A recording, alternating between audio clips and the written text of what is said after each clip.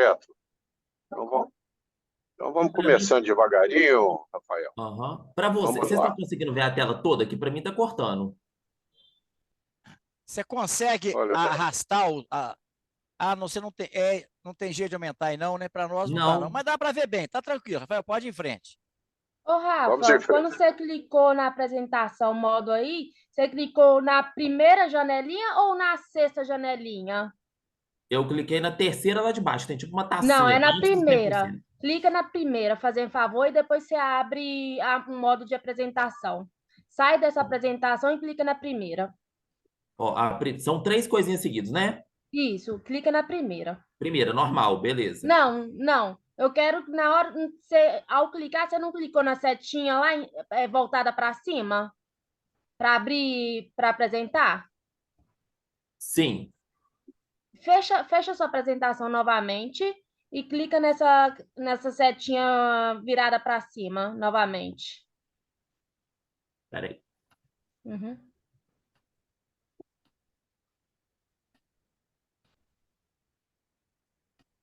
Pronto, cliquei na setinha para cima. Mas não saiu aqui o modo de apresentação. Não sei o que você fez. Porque na hora que clica, pelo menos no meu computador, nesse modo de apresentação, tem 5 Aham. casinhas. Não é na terceira, é na primeira. Aí Ah, você tá, screen. Acho que eu abre. sei onde você falou. Peraí que eu acho Isso. que agora vai, então. Cliquei diferente. Foi? Aí, foi. Ótimo. Ah, ótimo. Ok. Então vamos lá. Pode começar? Pode. Ó, boa noite, meu nome é Rafael. Eu fiquei com o tema de pré e pós-operatório de crosslink em anel e o pré e pós-operatório de PRK e LASIK, levando em consideração a refração dinâmica ou estática. Então, dividi a aula em dois para poder ficar mais fácil. Eu sou o fellow de lente de contato e de refrativo pelas ciências médicas. Vou começar pelo crosslink. O crosslink ele segue os princípios de fotopolimerização. A combinação da riboflavina, que é a vitamina B2, no papel de fotossensibilizador em conjunto com a luz ultravioleta, leva à formação de aumento das ligações covalentes intra- e interfibrilares das lamelas de colágeno do estroma da córnea. O objetivo é tornar essa córnea biomecanicamente mais estável e resistente. Quais são as indicações do crosslink? Controle de progressão de doenças ectásicas da córnea, tais como o ceratocone e a degeneração marginal pelúcida. Tratamento e talvez profilaxia das ectasias iatrogênicas após os tratamentos fotorrefrativos, que resultam em um afilamento excessivo e progressivo da córnea. Tratamento de melt corneano ou de ceratite infecciosa. O tratamento com a radiação fortalece a resistência da córnea, as enzimas fortalece a resistência da córnea às enzimas colagenolíticas, enquanto a irradiação ultravioleta por si esteriliza a córnea dos agentes infecciosos. Quais são as indicações para inclusão e exclusão do paciente para o crosslink? A inclusão, ceratocone de graus 1 a 3 e uma espessura mínima de 400 micra. Exclusão, expectativa de melhora visual, ceratocone grau 4, ceratocone agudo com hidrópsia, opacidades corneais significativas, contagem endotelial de menos de 1.000 células por milímetro quadrado, doenças vasculares de colágeno autoimune ou outras doenças sistêmicas que podem interferir, e história de ceratite herpética, que ela deve ser confirmado e caso vá fazer o procedimento, tem que fazer o tratamento em doses terapêuticas, que deve começar antes do procedimento, passando para profilático por mais 3 semanas depois do crosslink. Segurança para a gente fazer o procedimento. A espessura mínima é de 400 micra. O patamar da radiação preconizada, ele torna-se citotóxico para o endotélio corneano quando essa espessura é menor do que 400. Então, a medição detalhada da paquimetria corneana mínima não necessariamente é central. Ela tem que ser essencial e deve ser sempre obtida preferencialmente usando-se um mapa paquimétrico com o Petacam. Caso a espessura da córnea seja menor que 400, o tratamento deve ser feito usando a solução de riboflavina hiposmolar a 0,1%, em soro fisiológico, que vai aumentar a espessura da córnea de uma maneira temporária durante o tratamento. Seria uma alternativa. Técnica cirúrgica. A anestesia é tópica. A gente faz a remoção do epitélio corneano na área de 7 milímetros, que pode utilizar a faca ou depois de aplicar o álcool. A solução da riboflavina 0,1% em dextrano é aplicada por 15 minutos antes e durante todo o período de radiação, a cada 2 a 3 minutos. Após a penetração da riboflavina, pode dar início à irradiação usando-se a lâmpada de raios ultravioleta, na distância de trabalho em média de 6 centímetros por durante 30 minutos, com a irradiação de mais ou menos 5,4 joules por centímetro quadrado. Hoje tem algumas variações de técnicas em estudo, que tem um crosslink ultra-acelerado em 5 minutos e o acelerado em 10 minutos, que visa reduzir a incidência de complicações como o RASE, mas ainda deixa a desejar em questão de segurança e eficácia do tratamento. O pós-operatório do crosslink. Colírio antibiótico profilático de 6 em 6 horas, corticóide tópico de 6 em 6, colírio lubrificante, de preferência sem conservante, lente de contato terapêutica, retirada apenas após a repitalização, que é em torno de 3 a 5 dias. Com a repitalização completa, a gente tira a lente de contato e o antibiótico profilático também pode suspender. O colírio corticóide vai fazendo um desmame gradual. As orientações. Sintomas esperados de desconforto, lacrimejamento, ardência, fotofobia, principalmente nos 2 primeiros dias, devido à desrepitalização da córnea, que melhora significativamente a partir de 72 horas, que é o 3º dia. Repouso, uso de colírios em ambiente com pouca luz ameniza bastante esses sintomas. Evitar ambientes com poeira, com fumaça, evitar praia, sauna e piscina, pelo menos durante o primeiro mês, e o uso de óculos de sol nesse período para que ocorra uma cicatrização adequada. Manusear o frasco do colírio sempre com cuidado para não contaminar, não tocar na ponta, não encostar o frasco no olho e manter sempre a mão limpa na hora de usar o colírio. O retorno das atividades profissionais pode ocorrer em torno de 5 a 7 dias de pós-operatório, assim que o epitério estiver totalmente repitalizado. Em geral, é possível retornar a esportes a partir de 15 dias. As complicações. Eu vou passar de uma forma mais rápida para não ficar tão comprida essa aula. Repitalização tardia é o que aumenta o risco de infecção e opacidade corneana. O melhor tratamento é prevenir, que indica o tratamento de possíveis fatores de risco no pré-operatório, como olho seco, alergia, blefarite, bem como processos sistêmicos que possam comprometer a cicatrização e o sistema imunológico. Na presença do retardo da epitelização, sempre aumentar o lubrificante, manter a lente de contato e os colírios antibióticos anti-inflamatórios até fechar por completo o epitélio. Opacidades corneanas, RASE, difusas e profundas, do estroma médio e posterior. Isso ocorre por causa do desalinhamento das fibras de colágeno. Só que é bem importante a gente diferenciar que esse RASE é diferente do RASE da cirurgia refrativa, quando a opacidade ocorre por causa de depósito de miofibroblastos na região subepitelial. Então, a utilização da técnica do PTK, que é para remover essa opacidade, e a aplicação preventiva da mitomicina C não tem muita utilidade nesse caso. O recomendado é aguardar, de acordo com a literatura, uma melhora progressiva do RASE nos primeiros 12 meses após o crosslink. Tem uma foto aqui, eu não sei se a definição dela ficou boa, que dá para ver o desarranjo. Depois eu tento dar um zoom nela. Agora, passando a respeito do pré e pós-operatório do anel intraestromal. Os tipos de anéis. Os anéis com formato hexagonal e implantados em zona óptica de 7 e 8 milímetros são fabricados pela mesma empresa americana, que é a Addition Technology, e denominado Intacts. Os anéis brasileiros com formatos triangulares e projetados para serem implantados em zona óptica de 5 e 7 milímetros são os anéis Ferrara e o Kera Ring, que são comercializados pelas empresas brasileiras, o Ferrara pela Ferrara Ophthalmics e o Kera Ring pela Medfacus. Quais são as indicações do anel? Portadores de ceratocone ou degeneração marginal pelúcida, com pelo menos uma das seguintes características, tendo, junto com isso, baixa acuidade visual corrigida com lente de contato, e ou intolerância ao uso da lente de contato, e ou a indicação prévia de transplante de córnea. Ou portadores de ectasias corneanas pós-cirurgia refrativa, ou portadores de astigmatismos irregulares pós-transplante penetrante de córnea ou pós-trauma corneano. As indicações e os pré-requisitos do anel.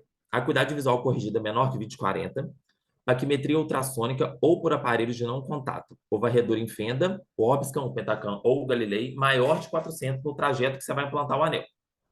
Não tem limite de idade para realizar a cirurgia. O paciente tem que ter a idade que permita o entendimento necessário para colaborar na cirurgia nos exames do pré e pós-operatório, entenda os riscos.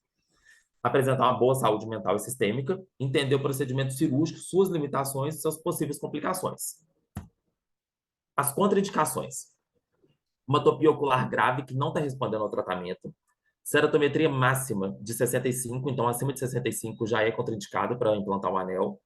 Portadores de doenças da margem palpebral que não estão respondendo ao tratamento, meibonite ou blefarite, evidências de lago oftalmo ou exposição corneana, opacidade corneana acentuada, uma cicatriz de córnea no eixo visual ou ruptura da membrana de DCM por hidrópise aguda ou cicatrizada já. Doenças corneanas com erosão recorrente ou distrofia de córnea. As contraindicações, continuando. Outras doenças oculares prévias. Doença ocular herpética em atividade ou que seja recorrente. Olho seco, atopia ocular intensa sem controle, uso de medicação. Catarata, uveíte, iridociclites, glaucoma, descolamento de retina prévio, catarata congênita, microftalmo, aniridia. Doença aguda ou crônica que pode aumentar o risco operatório do paciente. E também alterações sistêmicas que podem afetar na cicatrização corneana.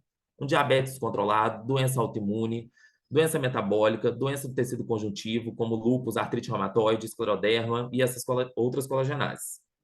E a falta de colaboração do paciente para a gente fazer os exames e a cirurgia do anel.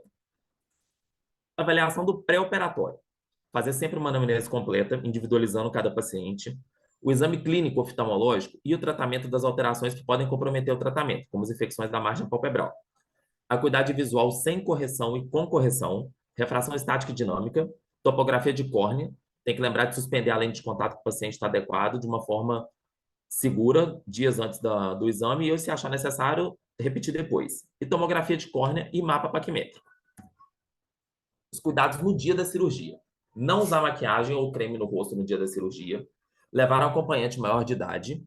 Não é necessário jejum rigoroso, mas a gente pede para evitar uns alimentos pesados cerca de 2 horas antes. Medicamentos sistêmicos e os colírios de uso contínuo como hipotensores devem ser usados normalmente no dia da cirurgia, exceto se alguma medicação mais restrita. Os cuidados de pós-operatório.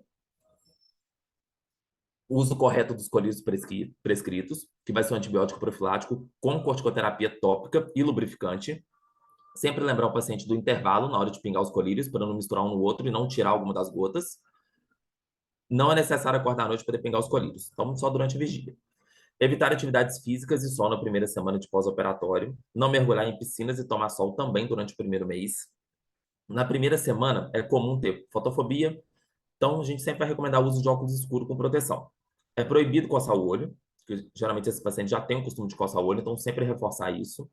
E durante o banho, não deixar escorrer líquido no olho operado, principalmente durante a primeira semana, que o epitélio não vai estar cicatrizado. No primeiro dia depois da cirurgia, evitar leitura e tela para não exagerar no desconforto. Então, um repouso visual. Os resultados esperados. Diminuição dos valores ceratométricos. A mudança é tanto maior quanto maior foram os valores iniciais. Ou seja, quanto maior for o ceratocone, maior o grau dele, maior vai ser a diminuição dos valores.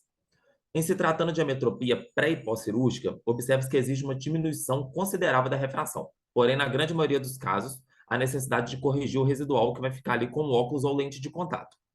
E é importante orientar o paciente sobre o resultado visual final, que geralmente é em torno de 6 meses a 1 ano após o procedimento. As complicações no pós-operatório do anel. As precoces, defeito epitelial, ceratite, incisão aberta ou com dificuldade para fechar, migração e descentração dos segmentos e fotofobia. A migração, ela sempre tem que ser diferenciada da extrusão.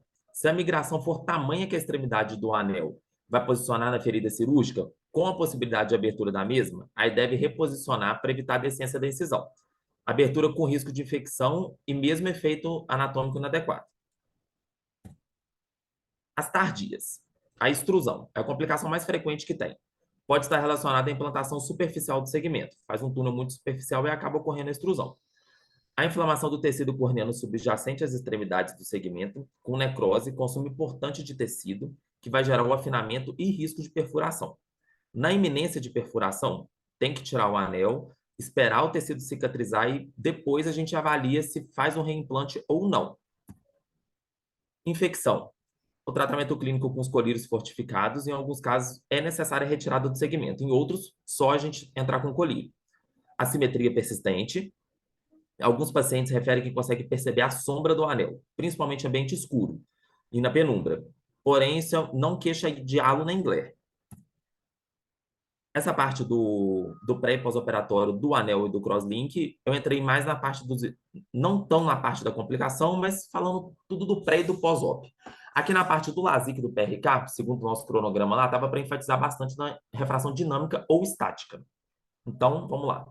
Os exames já foram bem abordados aqui nas aulas anteriores e também o pós-operatório. A refração. A refração é que vai determinar o exato vício de refração do paciente. Eu diria que tem inúmeros exames importantes no pré-operatório do PRK e do LASIK, mas arriscaria dizer que é a refração é um dos mais importantes dele. Sempre avaliar a estática dinâmica e também retinoscopia. Importante, acuidade visual sempre com e sem correção, tanto de perto quanto de longe.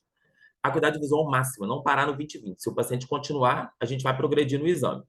E sempre avaliar o grau do óculos em uso e o tempo de estabilidade. Eu li vários artigos que falam em questão de 0,25 em 6 meses ou meio grau durante o ano, mas de uma forma mais sensata, não sempre avaliar nos últimos 6 a 12 meses, mas sim de uma forma global, como que o paciente evoluiu com esse grau, se tiver as refrações prévias. Refração estática, é a refração total. Tem 2 tipos, pode ser a simulada, que é a hipermiopização, e a completa, que faz sob cicloplegia. Eu botei uma tabela aqui que eu peguei do CBO, que dão os fármacos que a gente mais usa, que está aí a tropicamida 1% e o ciclopentolato, que existe de 1 a 2%. A tropicamida, o período para ela começar a fazer efeito é de 20 minutos a 35 minutos, e ela dura em torno de 2 a 6 horas. O ciclopentolato é em torno de 25 a 75 minutos, em média de uns 50 minutos, e dura mais tempo, em torno de 6 a 24 horas. E a acomodação que os dois atingem é o mesmo. A refração estática, quais são os benefícios dela? Boa para miopia, tem uma maior precisão, boa para casos de estrabismos, para crianças e não informantes e para adultos jovens, em menor de 40 anos. Refração dinâmica, é a refração manifesta. 2 tipos, o progressivo, que é a gente faz a partir da evolução das lentes, que você vai partir do autorrefrator ou da retinoscopia. O regressivo, que é um método de miopização ou de Fogg.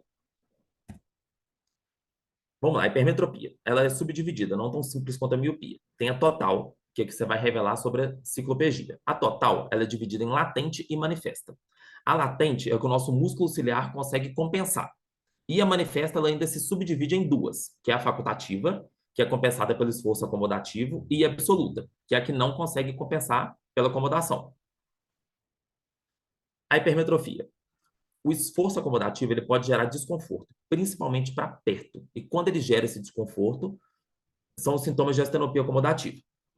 A hipermetropia, como eu te falei lá a respeito da acomodação, tem aqui uma tabelinha média que a gente faz de tolerância acomodativa, que vai de acordo com a idade e o valor que a gente desconta para, teoricamente, prescrever o grau já descontando essa acomodação. De uma maneira geral, a gente faz 4,5 menos a idade vezes 0,1. Astigmatismo. As aberrações periféricas podem aumentar em cerca de 2 a 3 vezes com a dilatação pupilar. A refração dinâmica seria mais utilizada em astigmatismos moderados. E a refração estática com os mecanismos de Fogg pode ser utilizada em todo o resto. A refração dinâmica, os benefícios.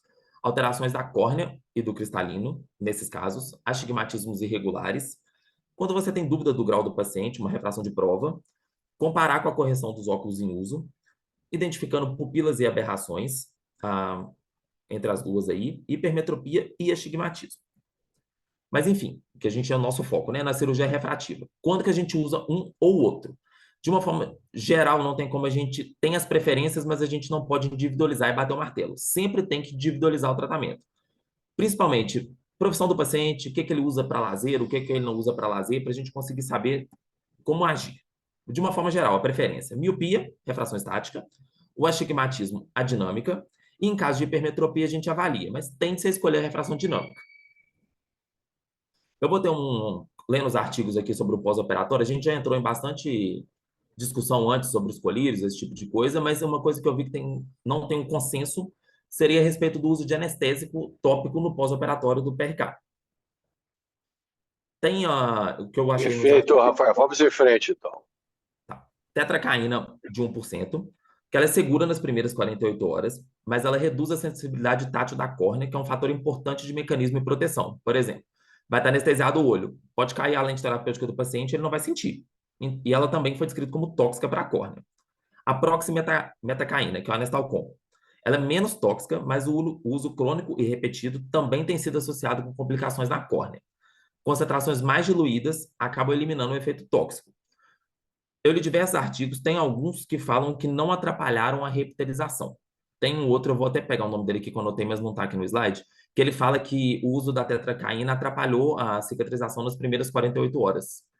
Aí eu vi que tem gente que passa, que prescreve, tem outros médicos que preferem não prescrever, outros tentam manipular, outros tentam diluir o anestésico em algum colírio lubrificante para não dar o anestésico para o paciente, para ser menos tóxico no caso de abuso do uso.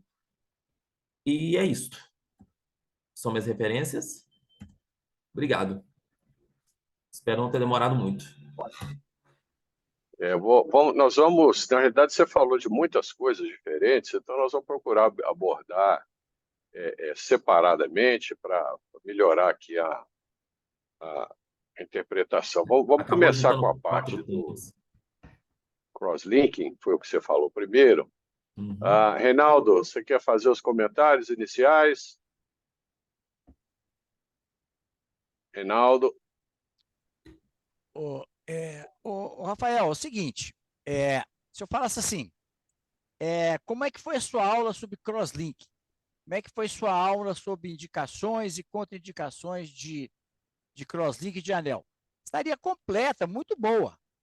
Agora, o objetivo era você falar sobre pré e pós-operatório.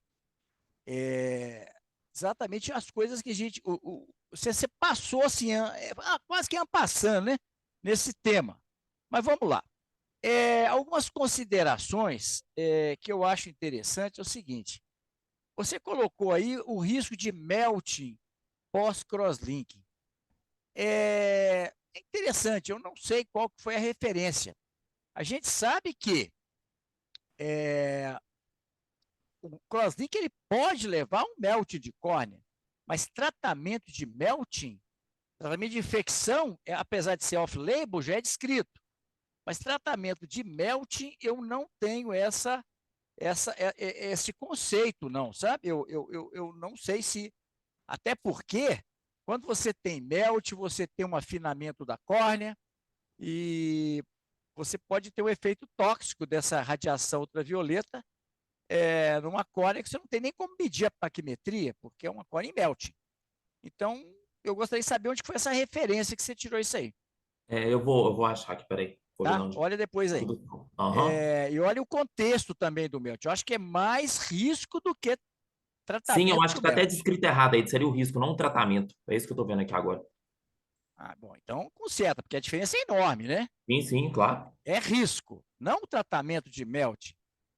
Bom, outra coisa, o herpes não é exclusão, não é contraindicação para o crosslink. Você tem que fazer a prevenção. Sim, eu coloquei lá. Não, você colocou sim, mas não deve ser colocado como contraindicação. Você pode colocar assim, cuidados especiais, mas não contraindicação. Contraindicação é que você não usa. Você pode até colocar como uma contraindicação relativa, alguma coisa assim. Sim. Lembrando sempre que a paquimetria ela deve ser maior que 400 micra sem epitélio, porque a gente vai fazer a aplicação do crosslink sem o epitélio. Né? A riboflavina vai ser aplicada e depois a radiação ultravioleta sem o epitélio. Então, tem que ter 400 micra sem epitélio. Ou seja, 450 menos 50. Se você faz uma paquimetria pré-operatória, ela vai ter que, no mínimo, 450 micra.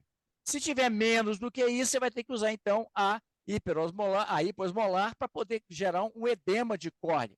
E é necessário que você faça uma paquimetria prévia para que você possa ver se realmente essa córnea tem uma espessura ou atingiu uma espessura com a riboflavina hiposmolar suficiente para que o procedimento seja feito com segurança. O Theo Seiler, quando esteve no Brasil, há uns 10 anos mais ou menos, ou 15 anos talvez, ele nos preveniu sobre o risco de fazer alterações no protocolo de Dresden. Parece que ele já sabia para quem ele estava falando, porque hoje existem inúmeras formas off-label, tratamentos absolutamente sem nenhum critério científico. Então, eu sugiro vocês que usem o tratamento de Dresden, né, que é 30 minutos, ou então o Fast Crosslink, que já existem alguns estudos mostrando a sua segurança. Mas essa de ultra fast, ultra não sei o quê, Essas coisas, né? Fazer crosslink injetando riboflavina no túnel, vai virando tanto, fazendo risco na córnea.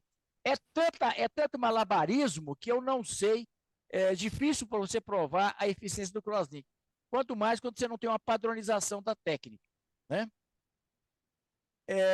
No pós-operatório, eu tenho usado muito, sabe, de PRK, que o desconforto é semelhante, o corticoide via oral. Já expliquei isso para vocês, já mostrei o meu pós-operatório.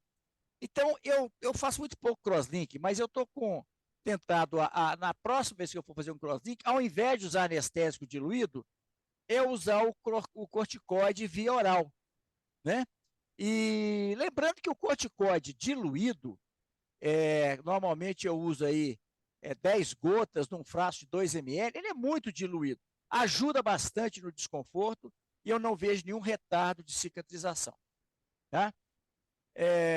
Quando você fala dos anéis, podemos esquecer também o Cornell Ring, que é da Vision Tech. Então nós temos, na verdade, o Ferrara, o Kera Ring, o Cornell Ring da Vistatech, da Vision Tech, que também é aqui de Belo Horizonte, e que está aí no mercado com produtos tão bons quanto os demais. Em relação ao anel, eu tenho feito, eu não sei se já foi publicado alguma coisa, mas eu conversei com o Paulo sobre isso. Eu uso um anel com uma espessura até 60% da menor paquimetria no trajeto, e não 50% como é descrito. Eu não considero que uma paquimetria ela pode ser, vamos dizer, adequada. Você fazer uma paquimetria central vai significar muita coisa, porque o importante é qual que é a paquimetria no trajeto do anel. E o trajeto do anel fica na zona ótica de 5 e 7, em torno de 6 milímetros. Quando você usa um anel de 6, né? 4,8 e 6, que é a dimensão do túnel, da medida da paquimetria. Então, mais importante do que a paquimetria é você ver qual que é a paquimetria no trajeto. Por isso, eu acho que é fundamental o Pentacam, porque ele nos dá com precisão essa medida. Outra consideração também que está um pouco já ultrapassada é considerar ceratometria máxima como contraindicação de anel. Na verdade, antigamente se falava 60 dioptrias, era contraindicação, acima de 60, agora fala 65. Gente, o K máximo pode ser o que for. Se esse paciente não tiver opacidade e você tiver uma paquimetria satisfatória no trajeto, você pode tentar o anel, que é uma solução antes do transplante. Então, se você tem acima de 65 dioptrias, mas não tem uma opacidade significativa, que pode ter opacidade sim, mas não que seja significativa, como é que você vai saber se isso é possível ou não? Faça um PAN, faça uma acuidade visual com um pinhole, né? Se você conseguir uma visão satisfatória, significa que aquela opacidade não é fator impeditivo de colocar o anel. O fator limitante hoje é muito mais a paquimetria do que a ceratometria máxima, né? Outra questão também que já se considerou muito foram as doenças autoimunes. Antigamente se falava em não fazer cirurgia a laser, o Exmer laser, em doenças autoimunes, como artrite reumatoide, lúpus e outras tantas. Hoje, isso aqui já é um pouco meio controvertido. Eu acho que, se você tiver uma doença autoimune, a cirurgia lamelar ela está mais bem indicada do que a cirurgia de superfície, porque a reação inflamatória no LASIK é muito menor do que no PRK. Então, se tiver que fazer, se você achar que tem uma boa indicação, se o paciente está controlado, então faria um LASIK e não um PRK. Agora, o que me chamou a atenção aqui foi a questão da refração. Você citou muito a refração, fundamental a refração estática. A refração estática em ceratocone, gente, ela atrapalha mais do que ajuda. Você não deve fazer a refração estática. E outra coisa, autorrefrator também só atrapalha. Para com isso, não use autorrefrator. Faça acuidade visual sem correção, meça qual que é o equivalente esférico pela equação de Lagrange, que eu já expliquei para vocês, e vocês vão ter ali qual que é o equivalente esférico. Começa com cilindro, entre eixos 60 e 120, e depois você vai burilando aquilo ali. Então, outra coisa, atividade física, pós-anel. Se você não tiver contato, gente, com os olhos, não tem porquê. No dia seguinte, eu libero o paciente para trabalhar. Se o epitélio está fechado, você tem uma desepitelização mínima. Eu tiro a lente de contato no mesmo dia, o paciente está absolutamente assintomático. Outra coisa do anel, o sol também, o único efeito negativo que ele tem é da fotofobia, qual do edema de córnea. Mas, assim, em relação a outros efeitos colaterais, não existe nenhum. Você pode tomar sol sem problema. Agora, use um óculos de sol para te dar conforto. É diferente do PRK, né? Outra coisa é o seguinte, quando que é o efeito do anel? O efeito do anel, gente, ele é por tempo quase que indeterminado. Você pode falar o seguinte com o paciente, nos próximos 6 meses nós teremos o maior efeito do anel, mas é comum o anel ter um efeito adicional 1 ano, 2 anos depois de implantado, né? E lembrar que hoje extrusão é uma característica praticamente da técnica manual. Se você fez um cálculo adequado para paquimetria, baseado no Pentacam, e fez um planejamento cirúrgico adequado com o fento laser, você não vai ter extrusão. Outra questão é o seguinte, você colocou como uma condição, se tiver infecção, pode ser necessário tirar o anel. Se você tiver uma infecção pós-anel, é fundamental você tirar esse anel. Você deve tirar esse anel e mandar para o laboratório fazer uma citologia para te dar uma orientação terapêutica imediata e fazer também uma cultura. Você deixar aquele anel no túnel ali, eu acho que você ter o risco de ter uma infecção muito mais grave, é muito mais rápida a resolução quando você tira o anel. E não há problema nenhum você utilizar aquele mesmo túnel para recolocar um anel alguns meses depois. Tá certo? Então, basicamente era... bom, em relação à hipermetropia. Hipermetropia em jovem é fundamental a refração estática.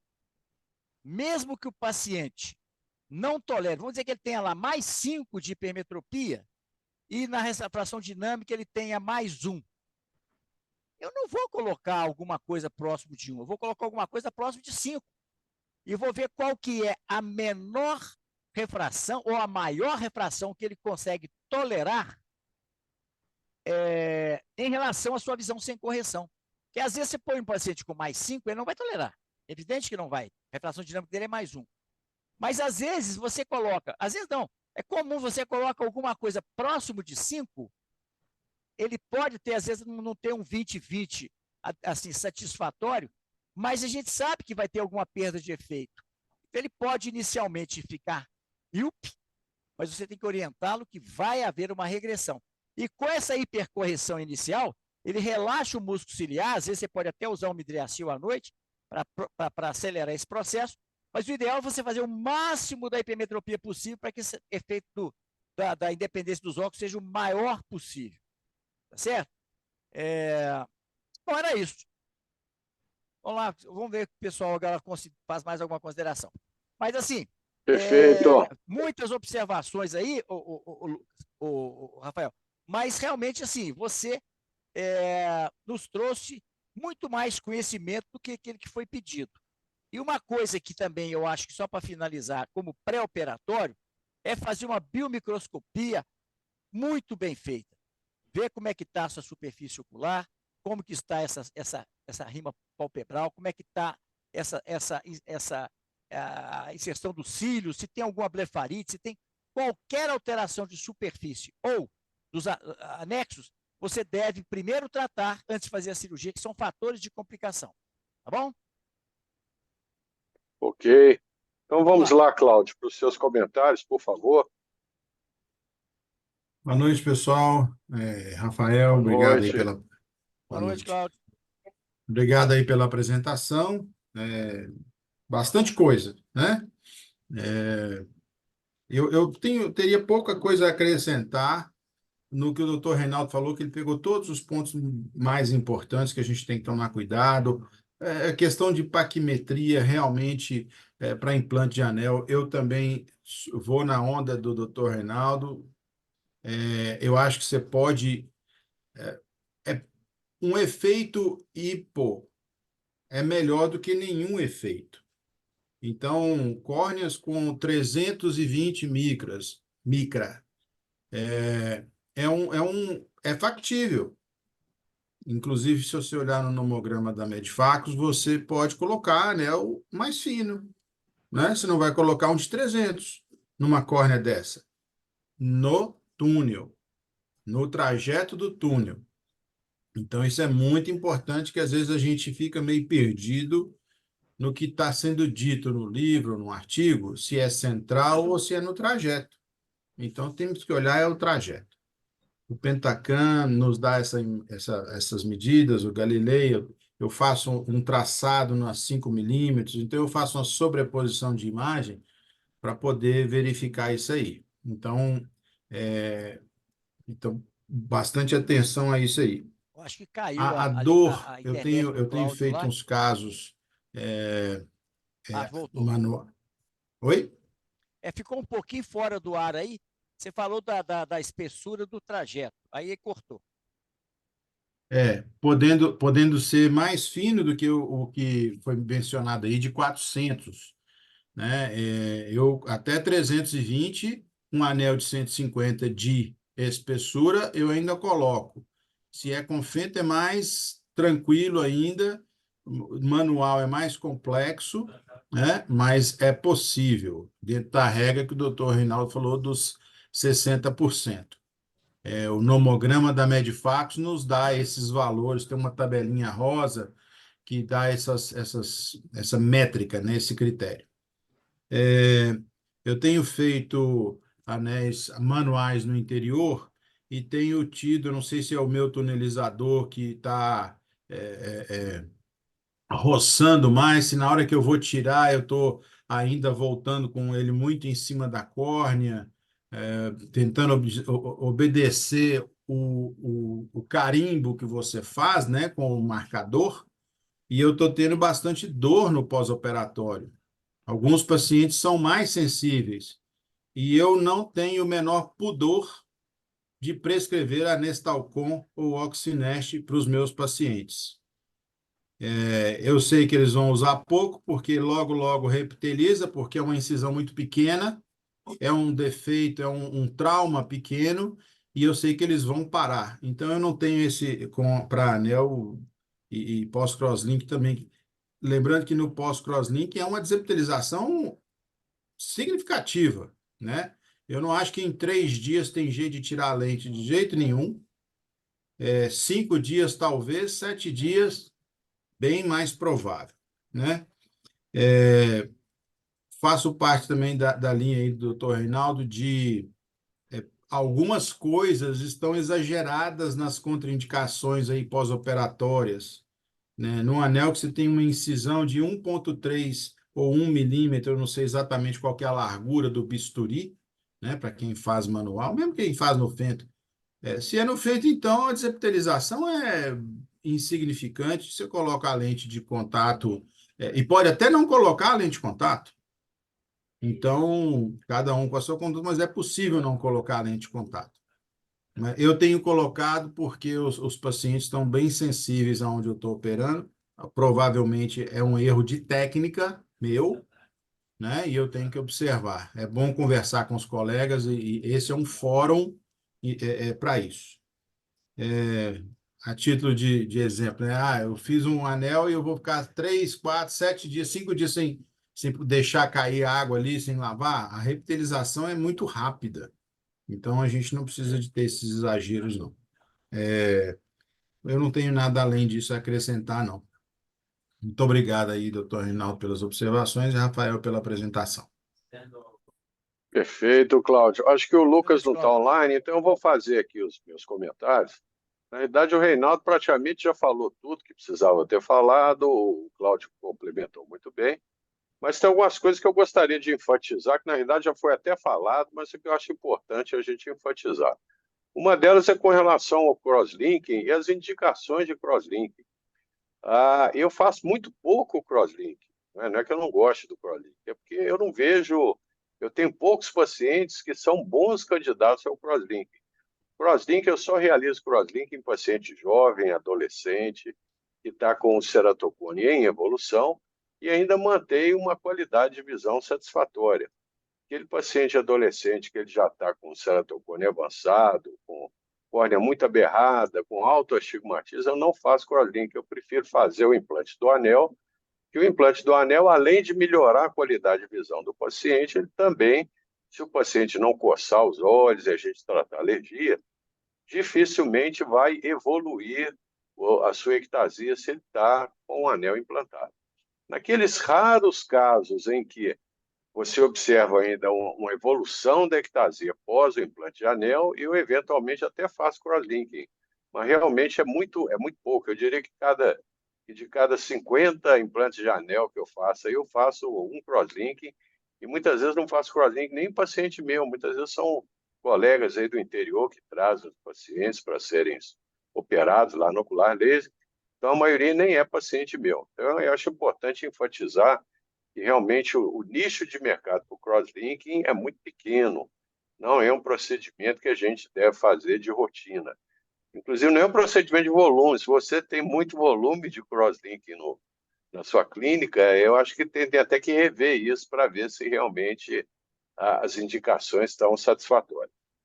O Cláudio, como o Cláudio também opera no interior, ele faz anel manual, como eu só opero anel na ocular laser, eu já tenho muitos anos que eu não faço anel manual. E eu nunca senti nenhuma necessidade de prescrever colírio anestésico, diluído ou não, no pós-operatório de implante de anel, por esses motivos que o Cláudio já enfatizou. Realmente, o anel Confiante II, ele realmente o paciente pode até experimentar um certo desconforto as primeiras 24 horas, mas ele dificilmente vai ter dor e dificilmente ele vai te ligar para falar que ele está tendo um desconforto. Eu prescrevo um analgésico de rotina no pós-operatório de anel, mas eu nunca prescrevi anestésico diluído ou não no pós-operatório de anel. Como o Cláudio já comentou, na maioria dos pacientes que a gente faz o implante de anel Confiante II, não há necessidade de se colocar lente terapêutica. Eu, na grande maioria dos meus pacientes, eu nem coloco. Eu só coloco lente terapêutica na eventualidade de você ter alguma desepitelização ali na região da incisão. Em alguns casos, a gente tem que tirar o anel, colocar de novo, muitas vezes fazer alguns ajustes ali na hora de inserir o anel. E se realmente houver alguma desepitelização na região da incisão, vale a pena se colocar uma lente terapêutica que vai ser removida com 24, no máximo 48 horas.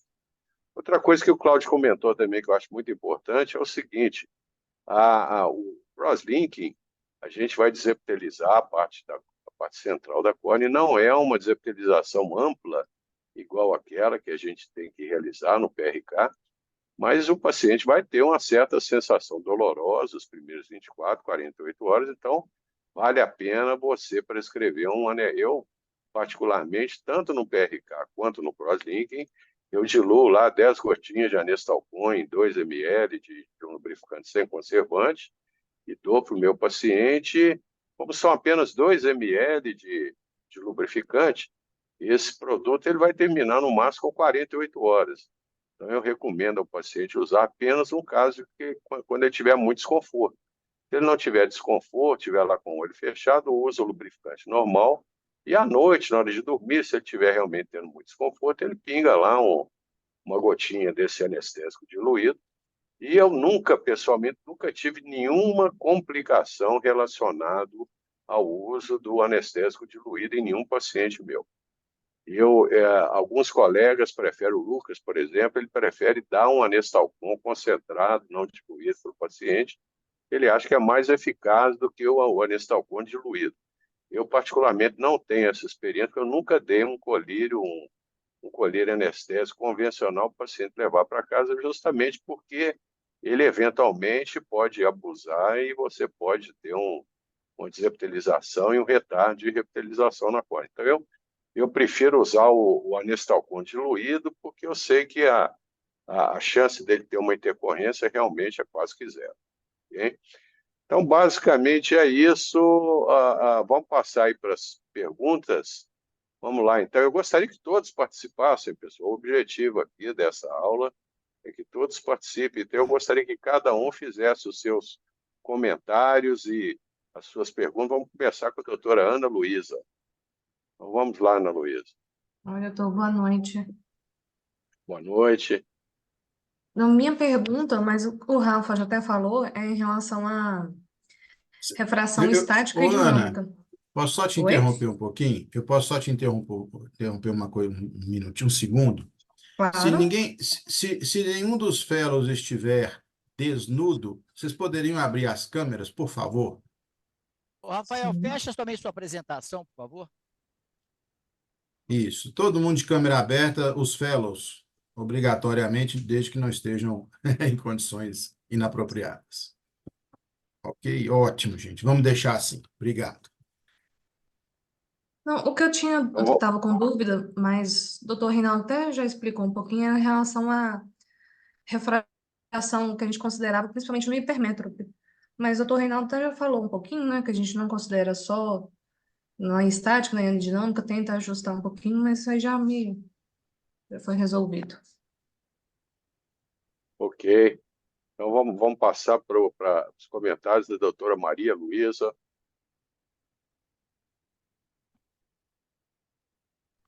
Eu vi que estava fechado. Ótima aula, Rádio. Parabéns. Adorei, muito completa. Além das indicações e as contraindicações, teve além das informações, mas foi ótimo, não tenho nenhuma dúvida. Parabéns, Rafa. Ok. Então, vamos lá para o doutor Rafael Valente fazer os seus comentários aí.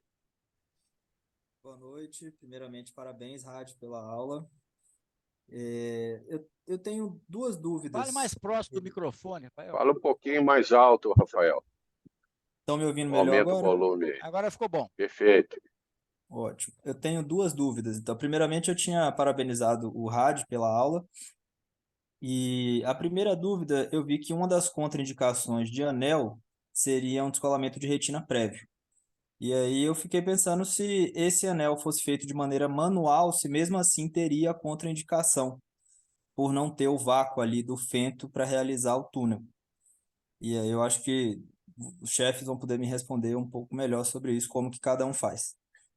E minha segunda pergunta é, na verdade, eu sei que isso gera polêmica em vários congressos, inclusive, mas quando você tem aquele paciente progredindo com ceratocone, paciente jovem, já tem indicação do anel, mas também teria uma indicação de crosslinking, o que é que seria melhor? O que é que tem se provado melhor? Fazer o crosslink e depois o anel, fazer o anel, esperar o resultado do anel para, se precisar depois, fazer o crosslink, porque a gente já tem essa linha de pensamento de que o crosslink causaria aquele enrijecimento da córnea e talvez um menor funcionamento do anel após o implante. Então eu tenho esses dois questionamentos aí para a gente debater. Ok. Então, Rafael, na realidade, isso é um mito, sabe? A gente pensar que você realizar o crosslinking prévio, isso vai promover um endurecimento da córnea e, eventualmente, pode atrapalhar o implante do anel. Isso, na prática, não existe. Na realidade, pacientes que já foram submetidos ao crosslinking prévio e eu, eventualmente, implanto anel, nunca tive nenhuma dificuldade adicional pelo fato dele ter tido o crosslinking. Então, isso é mais uma lenda do que realmente uma intercorrência que a gente comprova na prática. Agora, na minha opinião, e na opinião do Paulo Ferrara também, faz muito mais sentido se você tem um paciente que está com uma ectasia, com má qualidade de visão, e essa ectasia está em evolução, faz muito mais sentido para mim eu fazer o implante do segmento de anel, acompanhar esse paciente, e naquela rara eventualidade, mesmo com o implante do segmento longo de anel, esse ectasia ainda permanecer evoluindo, aí sim fazer o crosslink. Eu não vejo muito sentido em você fazer o crosslink em prévio para depois reabilitar a visão. Hoje, por exemplo, eu recebi lá a visita de uma ex-fellow que trouxe um paciente adolescente de 16 anos com 16 graus de miopia e 4 graus de astigmatismo, com qualidade de visão realmente muito ruim, para avaliar o crosslink. Eu não vejo sentido nenhum em você fazer um crosslink num paciente que já está com a sua ectasia já numa fase muito avançada. Ou seja, um adolescente de 16 anos, ele bem orientado, ele consegue nos ajudar no sentido de você fazer o implante de anel sem nenhuma intercorrência. Então, eu, pessoalmente, eu prefiro fazer o implante do anel e, eventualmente, se precisar, fazer o crosslinking depois. Ou seja, eu só faço crosslinking naquele paciente, naquela criança ou adolescente que está com uma ectasia comprovadamente em evolução, mas que ainda mantém uma qualidade de visão boa com óculos e consegue ir na escola sem maiores problemas. Ok? Você quer acrescentar alguma coisa, Reinaldo? Não, eu acho o seguinte, que o Rafael, acho que ele estava colocando uma dúvida assim, quando fazer crosslink ou quando fazer anel. Na verdade, as indicações são diferentes. Não faz sentido você colocar um anel numa pessoa que tem uma boa acuidade visual. Se essa pessoa tem uma boa acuidade visual e o ceratocone está em evolução, a indicação é de crosslink, não é de anel. Agora, se esse paciente já tem uma visão ruim, a visão não atende à necessidade dele, não há também por que se falar em crosslink. Por quê? O anel vai melhorar essa visão dele e, na maioria dos casos, o anel estabiliza o ceratocone, principalmente em pacientes com maior idade. Crianças, a córnea ainda é muito elástica, então o anel tem menos probabilidade de estabilidade, mas também em muitos casos estabiliza. Então, é assim, é a minoria dos casos que você põe anel que evolui. E quando evolui, geralmente são crianças. São crianças coçadoras de olho. Então, não adianta também você colocar anel ou fazer crosslink se você não tratar de uma forma rigorosa, eficiente, esse prurido. Eu sempre falo com meus pacientes, já falei com vocês, essa manobra no dorso do nariz, próximo à glabela, com pressão sobre o periósteo deste osso nasal, eu, na verdade, não posso fazer muito, meu osso nasal está quebrado, ele de vez em quando ele dói. Mas aqui, você pode fazer com força. E você vai tirar da paciente a vontade de coçar. Façam isso, ensinem isso para os seus pacientes. É mais eficiente do que usar Lastacap, que usar esses colírios à Octifem, base de cetorolaco Elestat. Isso é mais eficiente. E outra coisa, quando não for suficiente, fala com o paciente, sempre tem em casa soro fisiológico na geladeira. A baixa temperatura também diminui, ela anestesia, ela faz uma anestesia sobre essas terminações nervosas livres. Todo mundo já teve essa percepção. Quando você tem uma região muito fria, você começa a ter uma dormência nas mãos. Você tem uma dormência nas terminações nervosas livres da córnea, que são muito expostas à temperatura, que estão na superfície da córnea. Então, o soro gelado também é muito eficiente. Qualquer coisa é boa, qualquer coisa é melhor do que coçar o olho. O importante é não coçar o olho. Perfeito. Vou deixar o pessoal Cláudio, acabar de manifestar, porque eu tenho uma colocação importante para fazer para vocês sobre horário. Eu estou Cláudio, você entendendo quer que a acrescentar? pergunta do Valente é naqueles casos em que realmente você tem duas opções e você não completa 100% do tratamento com nenhuma das duas. Então, qual que eu faço primeiro? Então, aqui a gente teve as dicas, né?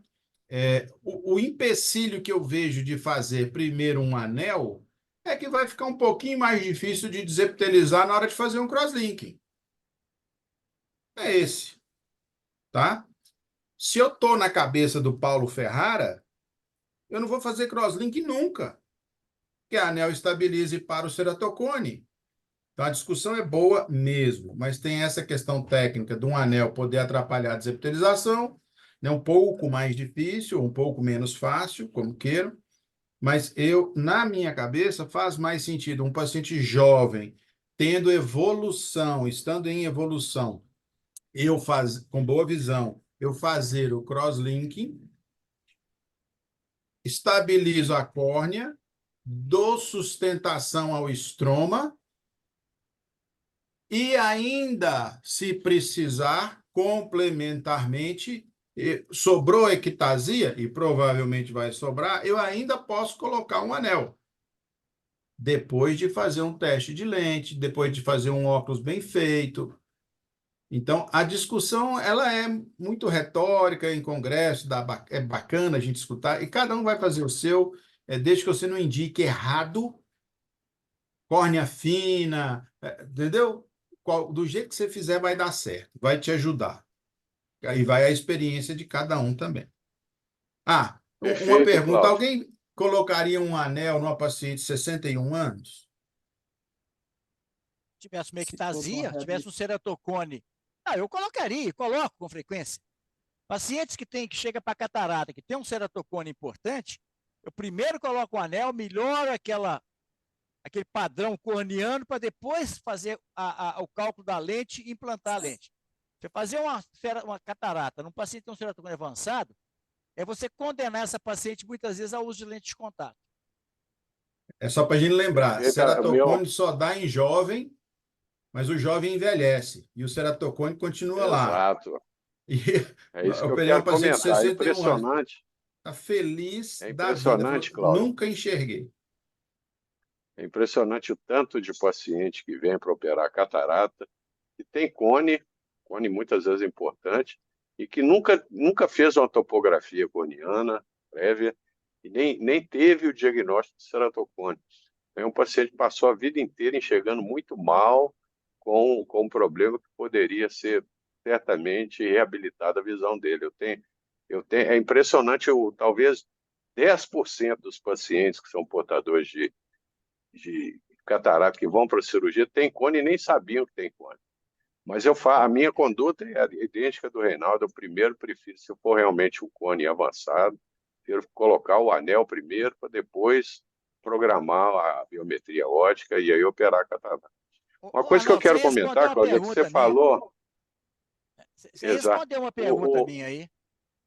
Não, você não fez pergunta, você respondeu e eu estou Não, confirmando não. a sua Não, experiência. então uma dúvida. Mas Eu sempre achei que paciente de ceratocone grave, vivesse pouco. Porque raramente eu tenho um paciente que vai para catarata com ceratocone avançado. Tanto que eu não ponho muito anel.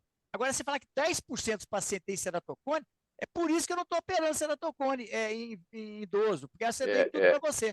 Porque a minha é estatística interessante. é pouco, assim, não é A minha, raro. a minha, 10% eu acho que é muito, não? eu acho que talvez seja até mais. Mas é interessante, principalmente paciente de interior, que chega para operar, aquele paciente que vem indicado para cirurgia, que chega para operar muitas vezes uma catarata avançada, e eu faço lá topografia e tomografia de rotina no pré-operatório e vejo para você ter um cone.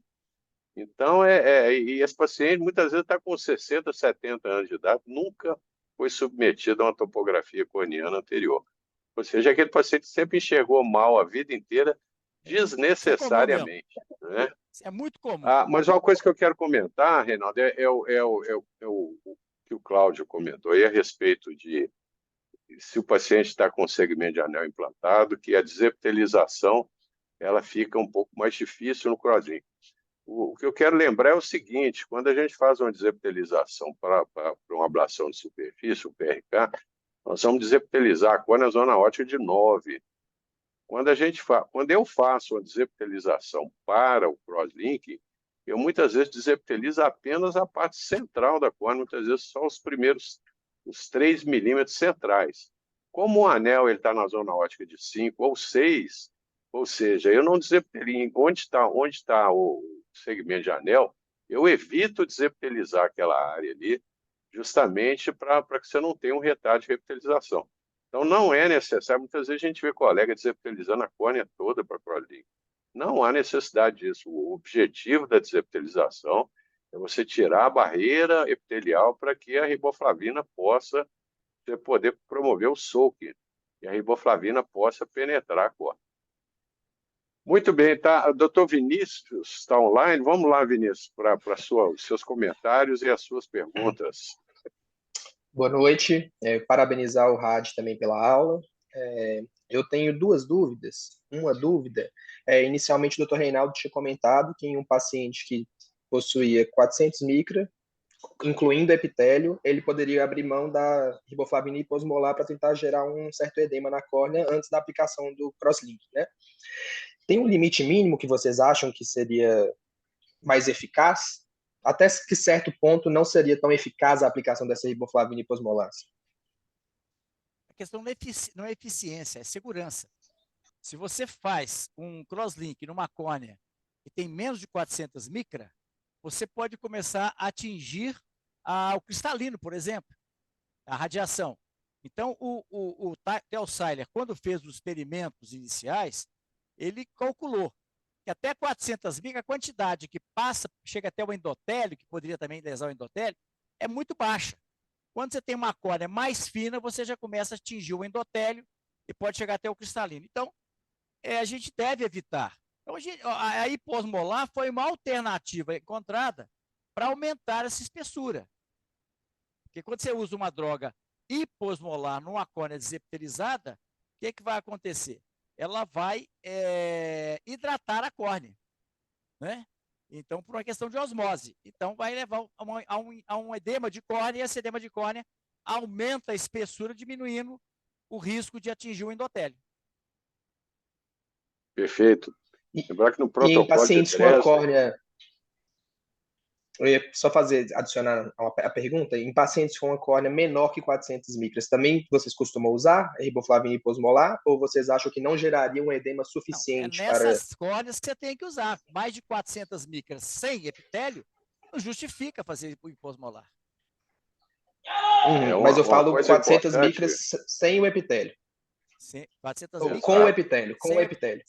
Você tem que ter no mínimo 400 micras sem epitélio. é isso que eu estou querendo enfatizar. Na realidade, no protocolo de Dresden, existe uma contraindicação à realização do crosslinking em pacientes que têm espessura corneana abaixo de 400 micras sem o epitélio. O epitélio não entra nisso, não. Agora, se você usa esse recurso para driblar o procedimento e promover um edema corneano, para que você possa realizar o procedimento, é importante você ter consciência que você pode ter uma complicação, você pode ter um melt corneano, pode ter uma endotelite e uma falência endotelial e uma iatrogenia induzida pelo crosslink. Então, do ponto de vista de segurança, o ideal seria o seguinte: córneas abaixo de 400 micras sem epitélio, o ideal seria você não realizar. Agora, existe essa opção de você realizar usando, você edemaciando a córnea com a riboflavina hiposmolar. Okay? Para lembrar o seguinte, não é pingar, você tem que pingar, esperar uns 15, 20 minutos, fazer uma nova paquimetria intraoperatória para que você tenha certeza que realmente a espessura corneana está acima de 400.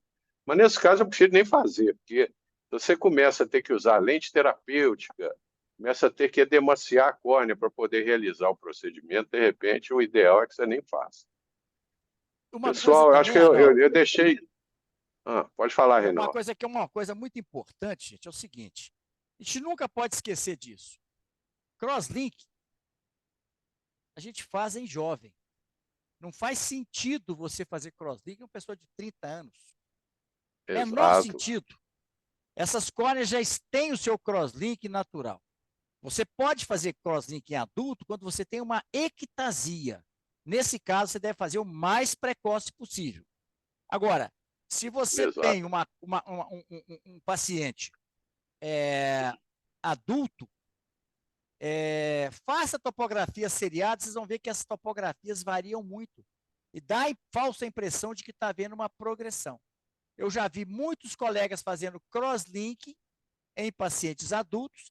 É uma indicação, a meu ver, equivocada.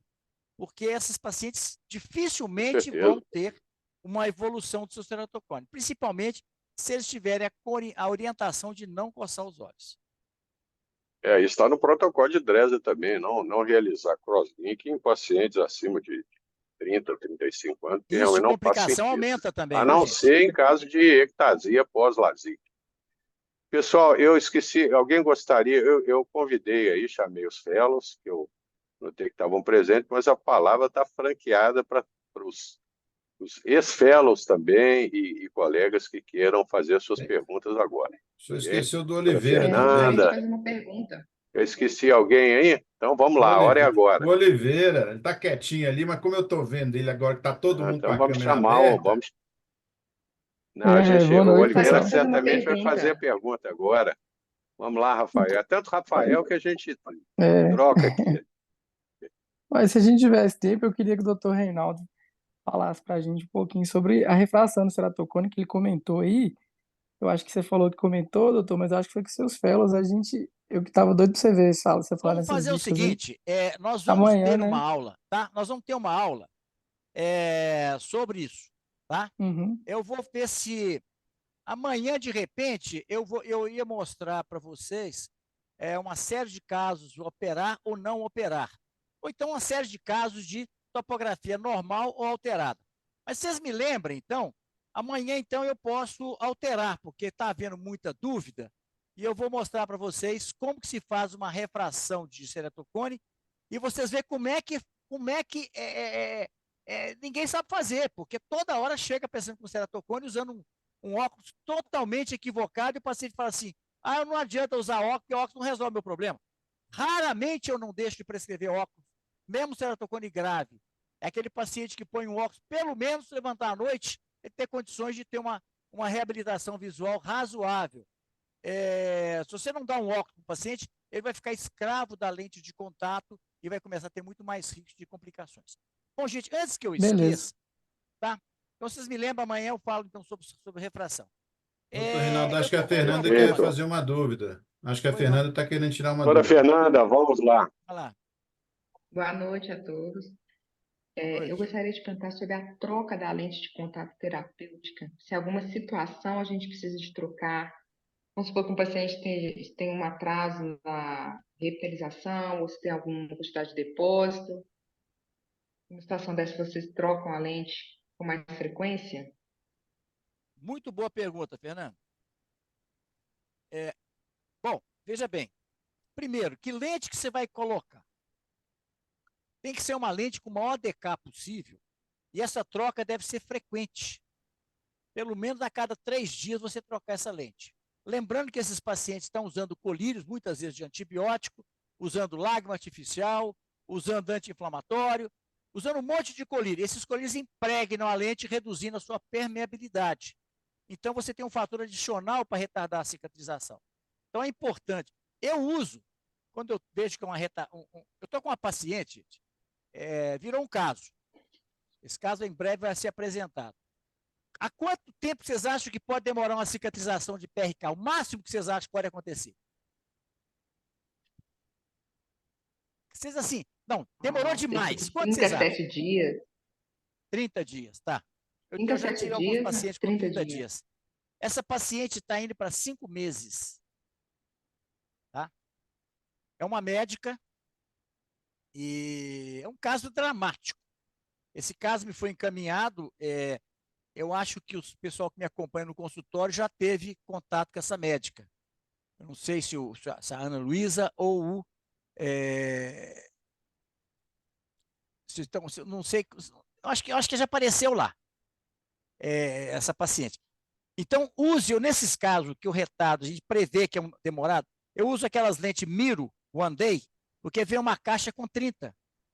Então, eu troco a cada 3 dias essa lente para poder melhorar a oxigenação da córnea e evitar a impregnação da lente. Não deve deixar ela muito tempo, não. Tirou, né? Coloca outra lente nova, porque o atrito com a pálpebra também é um fator de retardo da cicatrização. Esses pacientes, geralmente, eles têm um problema. Eles têm uma distrofia de córnea chamada distrofia de membrana basal.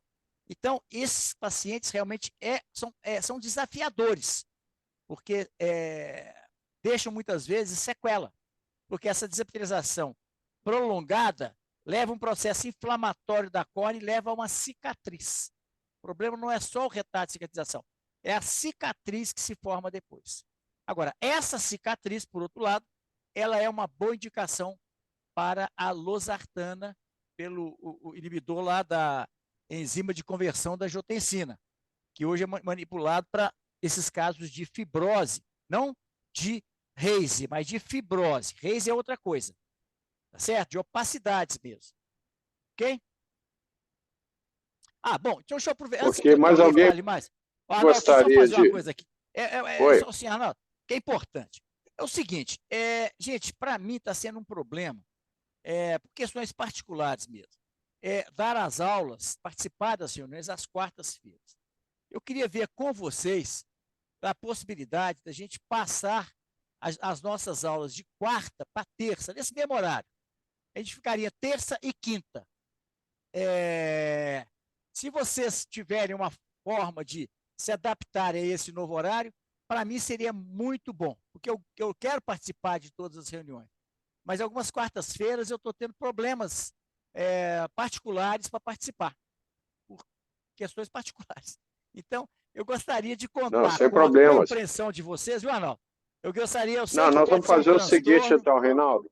Ah, Nós vamos ter um probleminha só nas reuniões, as nossas reuniões da Ocular Leis, da a gente diretoria, marca na quarta. sempre De vez nas em quando tem uma reunião. terças-feiras. Perfeito. Por exemplo, semana que vem, nós temos uma reunião da diretoria na terça-feira. Então, semana que vem Então não fica dá, na mas nas quarta. outras semanas que não tiver, nós Combinado, podemos gente? fazer na terça. Para mim, não tem Vai ficar problema nenhum. perfeito. Então, nós vamos ter nossas reuniões às terças-feiras, 19h30, e no dia que a Terças e gente quintas. tiver reunião da Ocular Laser, o Arnaldo é diretor, eu também sou, a gente então faz na quarta, mas a gente avisa vocês. Cláudio, por favor. Perfeito. Realmente, inclusive, eu acho que eu já manifestei, eu queria manifestar de novo, porque eu acho que 2 dias na sequência também, para mim, às vezes é complicado. Sem Quinta-feira, problema. Para mim, não faz diferença nenhuma. pois é, mas quinta-feira é um Vamos dia fazer. que nós já estamos acostumados. A minha sugestão é que a aula fosse dada, talvez a gente começasse até às 19h, dar uma aula de 30, 40 minutos, não mais do que isso, e já discutisse os casos na sequência, complementando com mais 60 minutos, seja lá o tempo que for, que as pessoas trouxessem os casos do dia a dia para a gente aqui, mesmo esses fellows que têm acontecido, e a gente fazer uma sessão mais longa, cumprindo e mantendo a carga horária, mas concentrado em um dia só. Para Talvez mim, fosse é Os impossível. casos, não, a gente teria os casos desafiadores nas quintas. E na Não, terça, não essa é não a minha teria tudo na sugestão. terça? Tudo na quinta. A Eu acho aula que fica primeiro. Infelizmente, Eu acho que fica eu muito tenho uma carga pesado, Cláudio. horária que eu tenho uma carga horária que eu tenho um compromisso no IEP, eu não posso fazer isso. E esse horário também de 19 horas para mim é impossível. Não tem jeito. Ou seja, O senhor eu fala acho de compromisso de carga imprescindível. horária do IEP de não reduzir. Não, eu acho que não faz sentido a gente ter um fellowship que tem aula só uma vez por semana. Não, isso não faz sentido. Realmente, eu acho que não vai atender as necessidades dos nossos fellows. Eu Então, acho também um dia a só, sugestão Cláudio, do fica pesado. Reinaldo de passar Eu para terça, discordo, mas para mim é ótimo, discordo, mas sem problema aceito. nenhum. Eu discordo, mas aceito. Tudo. Tá. Eu Porque acho que a eu sugestão do não Reinaldo, terça e estamos. quinta, sem problema. Mas eu acho que concentrar tudo num dia só, eu acho que não vai. Até por questão de Cláudio, aprendizado, sabe? tá. Eu acho O que não vai Cláudio queria fazer funcionar, não. Tá. Qual que é a consideração, Cláudio? Eu? Você queria fazer alguma consideração? Não. Não, tá. Então, gente, eu acho que se vocês estiverem, então, todos de acordo, nós vamos, então, ter nossas reuniões de quarta-feira, passar para terças-feiras, 19h30. Excepcionalmente, a gente vai ter na quarta, porque nós temos reuniões de diretoria na Ocular Leis e essas reuniões são uma vez por mês, no máximo. Então, uma vez por mês, a gente vai ter a reunião na quarta. Aí fica quarta e quinta. Aí já consigo resolver meus problemas particulares aqui. Tá certo? Porque senão, eu teria que me ausentar dessa reunião da quarta-feira e eu ficaria só na quinta. Seria uma alternativa também. Mas eu gostaria de participar, porque eu acho que a gente sempre acaba acrescentando alguma coisa nas reuniões, acaba ajudando de alguma forma. Então, se tiver todo mundo de acordo, a gente, não a próxima terça, porque vai ter reunião, mas na outra semana a gente já passa a ter na terça-feira, 19h30.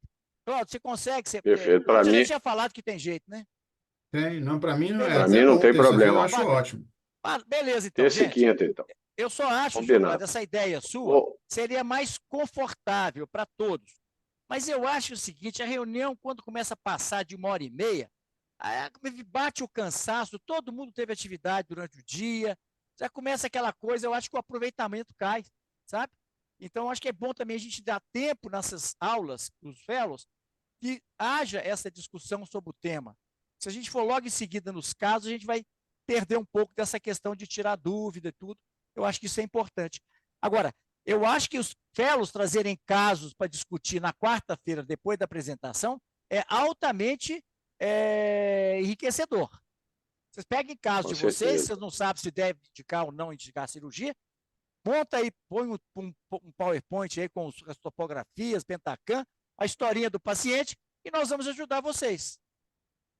Tá bom? Perfeito. Falou, gente? Outra coisa também, só para finalizar, pessoal, lembrar o seguinte: todas as nossas reuniões são no sentido de que vocês participem, façam perguntas e comentem. Não faz sentido nenhum a gente ter um colega aqui dando uma aula, depois o Reinaldo comentar, eu comentar, o Cláudio comentar,